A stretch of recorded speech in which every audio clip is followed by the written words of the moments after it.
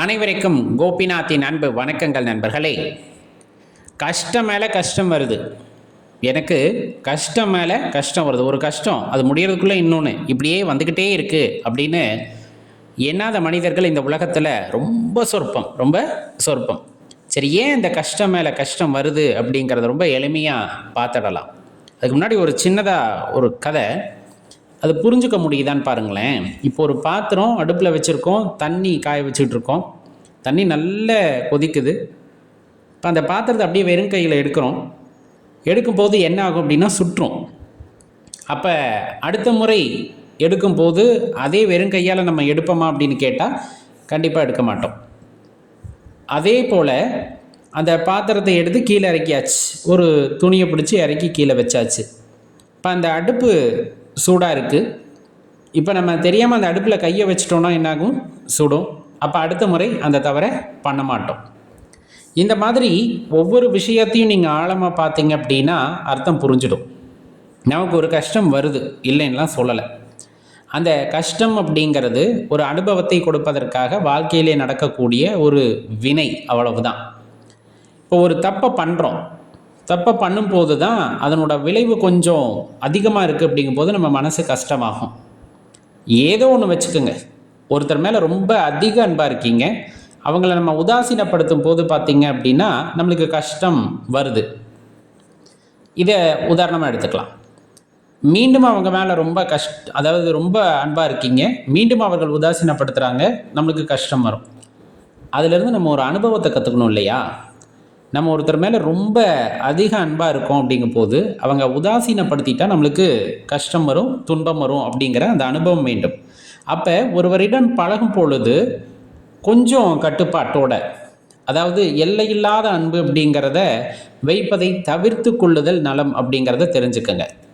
இப்போ மீண்டும் இன்னொருத்தர் மேலே போயிட்டு அதே அளவான அதிகமான அன்பை வைக்கலாமானா அனுபவம் கற்றுக் கொடுத்திருக்கிறது, நம்ம அதை செய்யக்கூடாது. தன்னிலை உணர்ந்து நம்மளோட அளவு என்ன அப்படிங்கிறத தெரிஞ்சு, ஏன்னா இந்த அளவுக்கு போய் அவங்க உதாசீனப்படுத்தினா நம்ம ரொம்ப ஹர்ட் ஆகிறோம் அப்படின்னு தெரிஞ்சிருச்சுன்னா அதற்கு பதிலாக வந்துட்டு அளவோடு நடந்து கொள்வது அப்படிங்கிறது அந்த கஷ்டத்தை கொடுக்காது.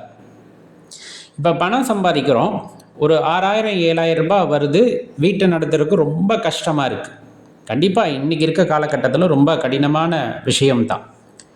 இப்போ ஒரு தெரிஞ்ச வேலை தான் நம்ம பார்க்குறோம், அதுக்கு அவ்வளோதான், மாதம் அதே தான் வருது. அப்போ அந்த கஷ்டம் அப்படிங்கிறது தொடர்ந்து இருந்து கொண்டே தான் இருக்க போகிறது.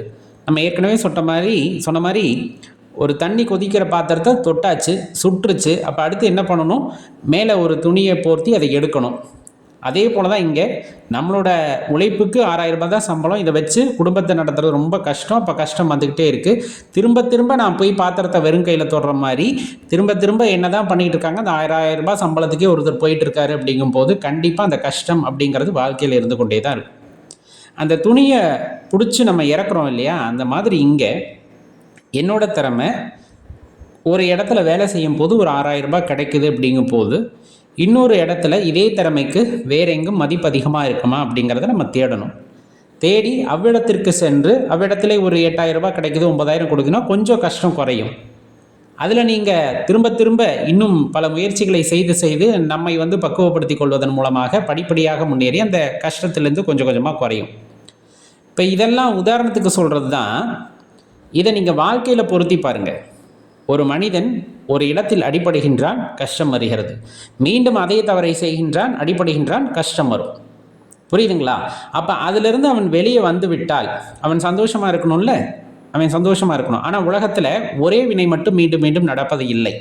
மாறாக இப்போ நான் எப்படி ஒரு பாத்திரத்தை தொட்டும்போது சுட்டுச்சோ அதுலேருந்து நான் தப்பிப்பதற்கு அந்த துணியை பயன்படுத்தி வந்தேன். அப்புறம் அடுப்பு மேலே தேவையில்லாமல் கையை வச்சேன், கை சுட்டுச்சு. அதே போல தான் ஒரு கஷ்டத்திலிருந்து நீங்கள் வெளியே வந்தீர்கள் என்றால் அடுத்த அனுபவம் அப்படிங்கிறது பார்த்தா நாம் அறியாததாக இருக்கும். மீண்டும் அந்த அவ்விடத்தில் தேவையில்லாத தவறை செய்யும் பொழுது அது ஒரு பாடத்தை கற்பிக்கும்.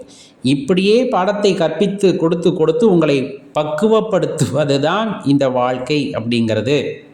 அப்போ இந்த அனுபவங்களே இல்லாமல் இருக்கணும் அப்படின்னு நினச்சோம் அப்படின்னா அந்த வாழ்க்கை எப்படிப்பட்டதாக இருக்கும்னு யோசிச்சு பாருங்களேன். அதாவது நீங்கள் சொல்கிற மாதிரி சுகமான வாழ்க்கையாக இருக்கணும்னு நினச்சிங்க அப்படின்னா சாதாரணமாக எல்லா விஷயத்தையும் கண்டுக்காமல் விட்டுறது. அதாவது உட்காந்த இடத்துலையே சாப்பாடு எல்லாமே கிடைக்குது அப்படிங்கும் போது நமக்கு அது ஒரு ஆனந்தமாக தெரியலாம். ஆனால் அவங்களுக்குமே அது ஒரு பெரிய கஷ்டமாக இருக்கும். உட்காந்த இடத்துலையே சாப்பாடு, அப்படி கொஞ்சமாக நகர்ந்துட்டா கூட அப்பா இன்னைக்கு இவ்வளோ நகர்ந்துட்டுமே ரொம்ப கஷ்டமாக இருக்குன்ற அந்த எண்ணம் அவர்களுக்கு வரத்தான் செய்யும். அப்போ மனித வாழ்க்கையிலே கஷ்டம் அப்படிங்கிறது மனித வாழ்க்கையில் மட்டுமல்ல, எந்த உயிரினங்களாக இருந்தாலும் கஷ்டம் ஒரு பகுதி தான். இந்த இன்ப துன்பம் அப்படின்னு சொல்கிறோம் இல்லையா? இப்போ நான் அந்த அந்த ஆண்டு முழுவதும் அந்த நாள் முழுவதும் இன்பமாக இருந்தேன்னு யாரையாச்சும் சொல்ல முடியுமா அப்படின்னு கேட்டால் கண்டிப்பாக முடியாது. வினாடிக்கு வினாடி அது மாறும். ஒரு வினாடி சந்தோஷமாக இருப்போம், அடுத்த வினாடி அப்படியே முகம் மாறும். யாராச்சும் ஒரு வார்த்தை பேசியிருப்பாங்க, அவங்க திருப்பி மன்னிப்பு கேட்டதுமே அப்பாடா என்கிட்ட ஒருத்தர் மன்னிப்பு கேட்டுட்டான் அப்படின்னு மனசு அப்படியே மாறும். அப்போ அனுபவங்கள் கற்றுத்தருகின்றன. அனுபவங்கள் கசப்பாக இருக்கும் பொழுது அது கஷ்டமாக நமக்கு தெரியும். அனுபவங்கள் அப்படிங்கிறது இனிப்பாக இருக்கும் பொழுது அது ஒரு ஆனந்தமாக நமக்கு தெரியும். அதில் தெளிவான வித்தியாசத்தை புரிஞ்சுக்குங்க. அப்போ இந்த வாழ்க்கையில் வரக்கூடிய கஷ்டங்களை கடந்து போவது எப்படி அப்படின்னு கேட்டால், அது அவர்களுக்கு கிடைக்கக்கூடிய அனுபவத்தை உணர்ந்து அத்தவறை மீண்டும் செய்யாதிருக்கும் போது தான் அந்த கஷ்டத்தை தாண்டி போக முடியும். அதை விட்டுட்டு நம்ம ஒருத்தர்கிட்ட போய் கேட்குறோம், ஒரு சாமியார்கிட்ட கேட்குறோம், ஒரு பூசாரிகிட்ட கேட்குறோம், ஒரு மாந்திரிகர்கிட்ட கேட்குறோம், என் கஷ்டம் போகணும் அப்படின்னா கண்டிப்பாக அந்த கஷ்டம் போகாது. அந்த சுவாமியாரோ அல்லது மற்ற ஆட்களோ என்ன சொல்லுவாங்க அப்படின்னா பரிகாரம் அப்படிங்கிறது அதை மனசை தேர்த்திக்கிறதுக்காக சொல்லப்படுறது. மாறா உங்களுக்கு கிடைத்த அனுபவத்திலிருந்து நீங்கள் பாடம் கற்றுக்கொள்ளாத வரை அந்த கஷ்டமானது தொடரும். இதை முதல்ல தெளிவாக ஞாபகம் வச்சுக்கோங்க.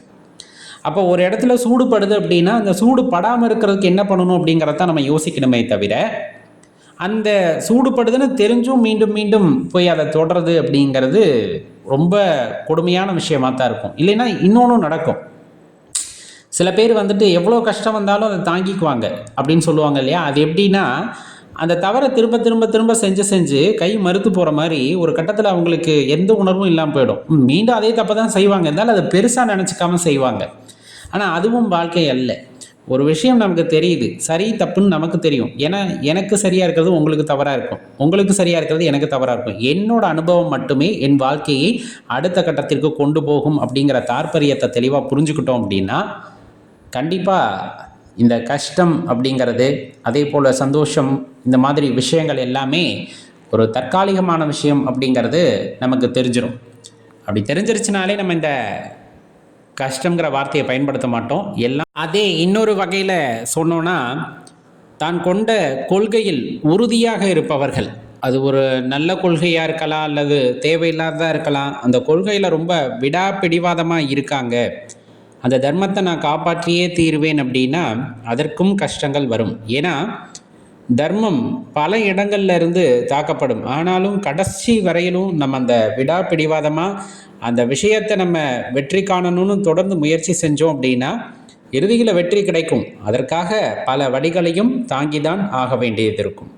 அப்படி தெரிஞ்சிருச்சுனாலே நம்ம இந்த கஷ்டங்கிற வார்த்தையை பயன்படுத்த மாட்டோம். எல்லாம் அனுபவம் அப்படிங்கிற வார்த்தையை மட்டுமே பயன்படுத்துவோம். இந்த அனுபவமே பார்த்தீங்க அப்படின்னா இறைவன் நம் வாழ்க்கையை பக்குவப்படுத்துவதற்காக கொடுக்கின்றார் அப்படிங்கிறது அசைக்க முடியாத நம்பிக்கை.